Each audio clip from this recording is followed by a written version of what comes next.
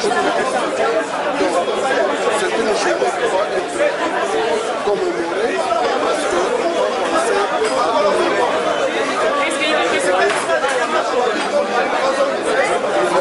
on ne sait pas.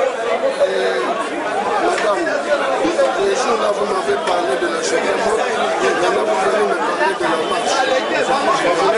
Je vous dis simplement, c'est une grande journée, mémorable pour l'UDPS, et l'UDPS ne peut pas avoir, ne peut ne pas manquer à faire tout son possible pour penser à ceux qui sont morts pour ce pays, à cette date.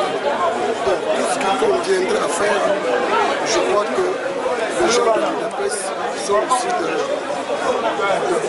des compatriotes. L'UDPS est d'avis à cette journée morte. Exclure cette journée, c'est une journée mémorable. Vous n'allez pas nous épargner à prendre part à ça. C'est une journée mémoriale, bien sûr. Il y a d'autres partis de l'opposition qui vont faire des activités par rapport à cette journée. Alors, par rapport à cette journée, l'UDPS fera quoi avec cette journée?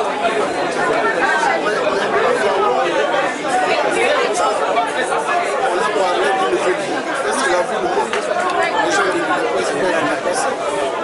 Parce que c'est ça que vous voulez avoir.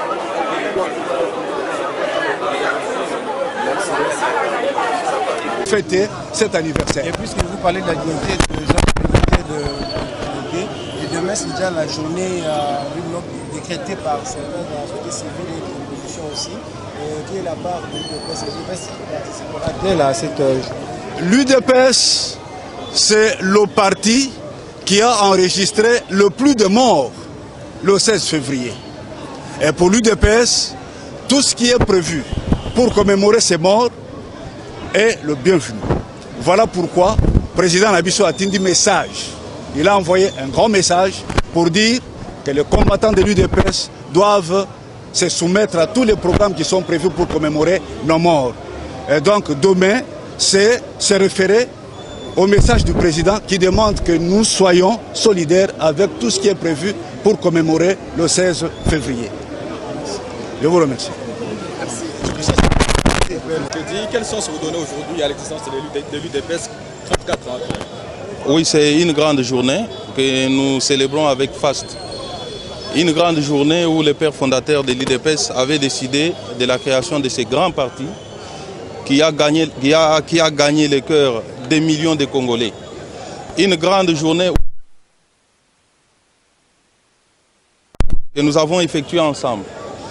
Faire un regard sur nos martyrs, tous ceux qui sont tombés sous les coups des balles de la dictature. Et aujourd'hui, nous avons ce devoir-là, de nous arrêter, de penser à eux, d'évaluer notre action et projeter l'avenir. Je crois que c'est une grande journée qui restera à jamais gravée dans l'histoire politique de notre pays. Et voilà l'essence de la journée d'aujourd'hui. Alors vous vous êtes arrêté, vous avez évalué, bilan positif ou négatif? Le bilan est très positif dans le sens que nous avons réussi à forger une conscience nationale. Le peuple de l'UDPS a réussi à dire non à certains des Congolais qui ont cru que le pays était leur patrimoine privé, qu'ils pouvaient diriger comme leur poche. Ils ont instauré la dictature, nous nous sommes battus contre cette dictature, la plus atroce de l'Afrique centrale, incarnée par M. Mobutu. Nous sommes aujourd'hui en lutte contre la dictature que M. Kabila tente d'instaurer dans ces pays. Voilà donc les acquis de l'UDPS. Mais vous n'avez pas épinglé quelques divergences, quelques difficultés au sein de l'UDPS? Vous savez, l'UDPS est un parti de masse. Il est normal qu'il y ait des divergences, des contradictions, parfois même des combats. C'est tout à fait normal puisque nous n'avons pas une hiérarchie qui doit édicter la loi et que la masse doit subir. Donc l'UDPS, nous disons dans notre langage que c'est une pyramide renversée. C'est-à-dire c'est la base qui dicte sa volonté. Alors aujourd'hui, comment vous interprétez cette confusion entre le point de presse du CG et le message du président Tshisekedi? Il n'y a pas de confusion du tout. La ligne politique du parti, c'est le président du parti qui l'a définie. Le secrétaire général est chargé de la gestion quotidienne du parti.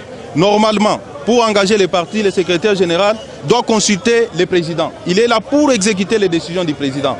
À ce que je sache, aujourd'hui, le président du parti a donné un point de vue par rapport à la journée du 16. Vous vous souviendrez que le 16 février 1992, ce sont en grande partie les membres de l'IDPS qui étaient tombés sous les coups de balles. Il est anormal aujourd'hui que cette journée puisse être célébrée par les autres qui étaient à l'époque dans les camps du pouvoir et que nous, l'IDPS, nous puissions rester les bras croisés. C'est ainsi que le président de l'IDPS a demandé aux combattants de l'IDPS d'observer la journée ville morte qui va être de demain, donc 16 février. Et l'IDPS est appelé, tous les combattants de l'IDPS sont appelés à observer cette journée et nous allons l'observer en mémoire de nos milliers de combattants qui sont tombés à l'époque sous les balles de Mobutu.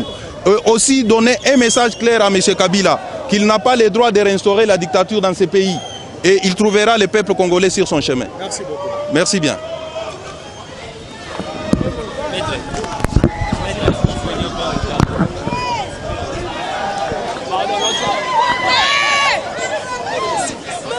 Mon cher, pardon,